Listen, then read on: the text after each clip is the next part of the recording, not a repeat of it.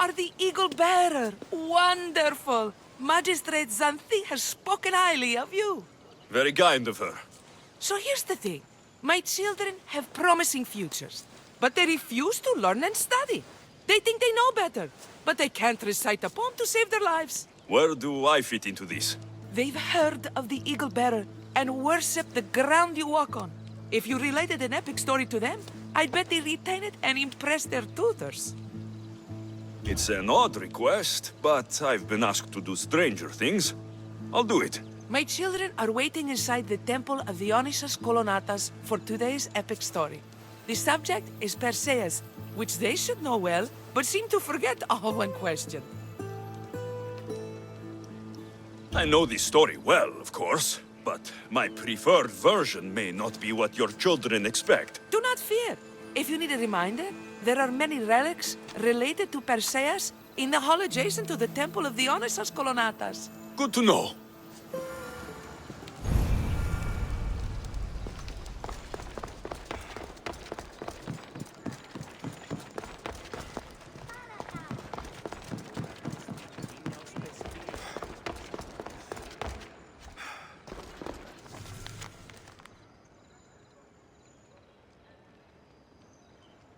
Μεγαλώνει με θεά, αγλαώτη με, τεχνών μήτυρ πολύολβε, πολυλίστη λυτήρα κακών, ιστρούσα βρωτών ψυχάς. Σύ θεά, δώσ' ειρήνην πολύολβων και κόρον ειδικίαν. Ετεβόλβησιν εν ώρες, γλαυκό φευρεσίτεχνε, πολυλίστη βασίλεια, ο εολόμορφε και αγιοτάτη.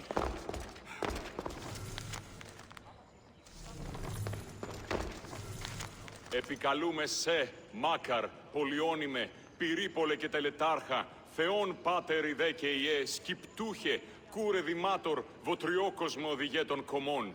Ελθέ, Μάκαρ, μίστε σιβρίων και χαρημένος εή.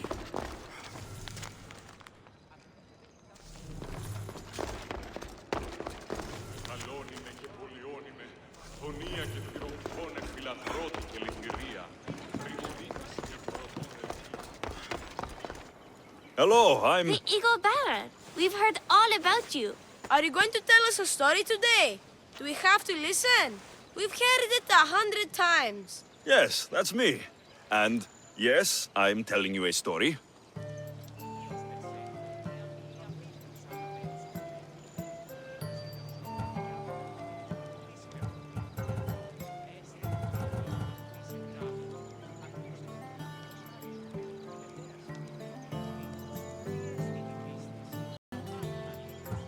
Let us sing with the voice of the gods about the exploits of brave Perseus and the noble Pegasus.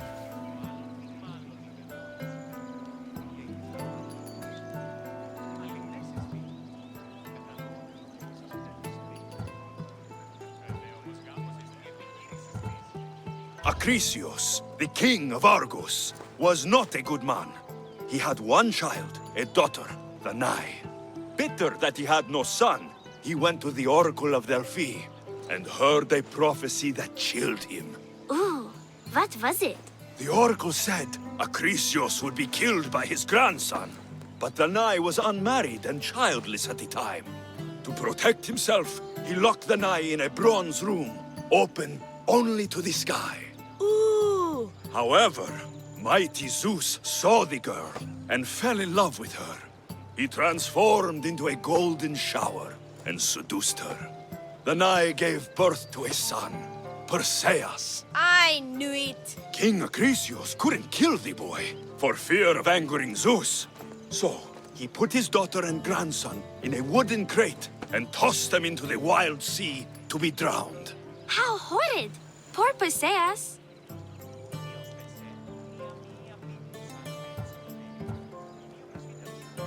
Perseus and his mother Danae were rescued on the island of Seriphos, and Perseus grew up under the care of a kindly fisherman, Victis. Lucky them. Did the gods help? Maybe. Perseus learned to swim and ride and fight, and how to be good and just, even though his father was only a fisherman. I can do all those things too. Yeah, good for you. Except swim. Or be just. Hush. Now, Victis' brother was ruler of the island, but he was not a good man. He's scum.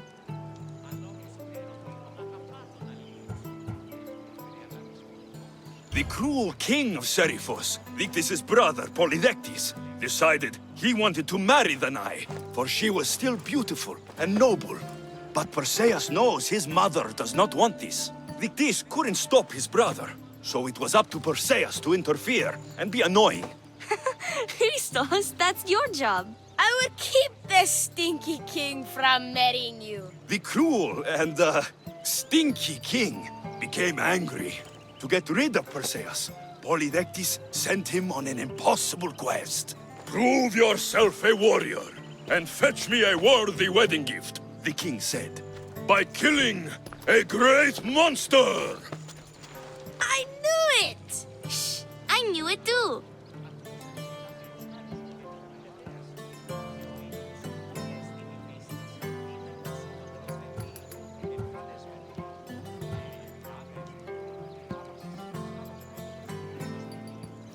Polydectes told Perseus to bring back the head of Medusa, the Gorgon whose gaze could turn anyone who looked into her eyes to stone. Polydectes knew that Medusa would be Perseus' death. That stinker! But the evil king did not know Perseus was favored by the gods. Hermes gifted Perseus with winged sandals and a silver sickle, and Athena gave him a bronze shield polished mirror bright. Perseus flew to Medusa's lair and used the shield to watch her reflection. He cut off her head with the sickle of Hermes. As she died, the winged foal Pegasus sprung from her neck. Yes! Flying home, Perseus found the maiden Andromeda chained on the Ethiopian cliffs, waiting to be sacrificed to the baleful sea monster Ketos. Perseus used Medusa's head to turn Ketos to stone, rescued Andromeda, and married her. Take that, Ketos! Perseus returned home to find King Polydectes relentlessly pursuing Danae. They quarreled, and Perseus showed the king his wedding gift. When he saw Medusa's head, Polydectes turned to stone. Yes! Perseus traveled to Argos with his family, and one day competed in the great athletic games. He hurled the discus, and his throw was so great that it shot into the stands and struck King Acrisius. So doing, Perseus killed his grandfather and fulfilled the prophecy. Hurrah! You can't escape your fate. In the end, Perseus and Andromeda settled in Mycenae as king and queen, and had 7 sons and 2 daughters, the Perseidae. That was a great telling of the tale. I'll never forget it. Maybe the best! I can't wait to tell all my friends! Ah, thank you. I couldn't help overhearing the end of your story. Truly inspiring, Eagle Bearer. Thank you. I told the story of Perseus to my tutor, and he said it was the best rendition he'd ever heard. My mother is so happy with us.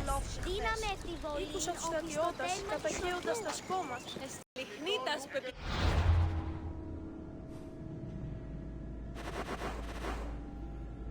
Δέσποινε και κύριοι πολίτες, έχουμε Thank you for aiding all of us in Pitana.